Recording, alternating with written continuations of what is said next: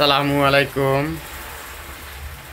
আপনারা সবাই ভালো আছেন? আলহামদুলিল্লাহ আমি ভালো আছি আল্লাহর অশেষ রহমতে। এবং প্রতিদিনের মতো আজকেও ক্লাস নিয়ে হাজির হলাম। তো আপনারা ক্লাসটা অবশ্যই মনোযোগ দিয়ে দেখবেন এবং আপনাদের এই ক্লাসে যদি বিন্দু পরিমাণ উপকার হয়ে থাকে তো আপনারা অবশ্যই লাইক কমেন্ট অবশ্যই শেয়ার করবেন। তো ক্লাস শুরু করা যাক। তো এক নম্বরে হচ্ছে সিএনজি। সিএনজির পূর্ণরূপ হচ্ছে কম্প্রেসড ন্যাচারাল গ্যাস। দুই নম্বরে হচ্ছে টায়ারে সর্বদা ড্যাশ রাখা উচিত। টায়ারের পেশাক সঠিক রাখা উচিত, পেশার সঠিক রাখা উচিত।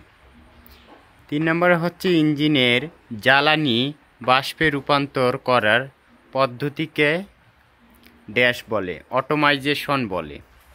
চার নম্বর হচ্ছে গভর্নরের সাহায্যে ইঞ্জিনের ড্যাশ ও ড্যাশ নিয়ন্ত্রণ হয়, লোড এবং গতি। লোড এবং গতি নিয়ন্ত্রণ হয়। পাঁচ নম্বরে হচ্ছে স্পার্ক প্লাগ এর বর্তমান গ্যাপ কত?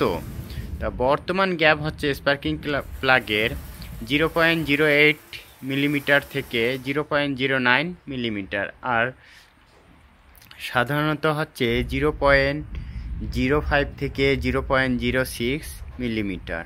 আচ্ছা, নেক্সট প্রশ্ন আসা যাক যে সালফিউরিক অ্যাসিডের রাসায়নিক সংকেত। তো আমরা যারা এসএসসি পাস করেছি তারা অবশ্যই জানে। তো H2SO4। আচ্ছা,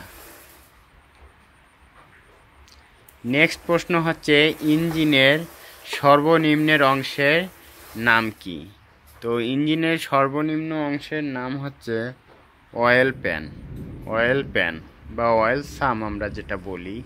তো 8 নম্বরে হচ্ছে ফ্যান বেল্ট ঢিলা হলে কি কি সমস্যা হয়? তো ফ্যান বেল্ট ঢিলা হলে হচ্ছে রেডিয়েটরের পানি গরম হয়ে যায় অত্যন্ত এবং ইঞ্জিন ওভারহিট হয়ে যায়।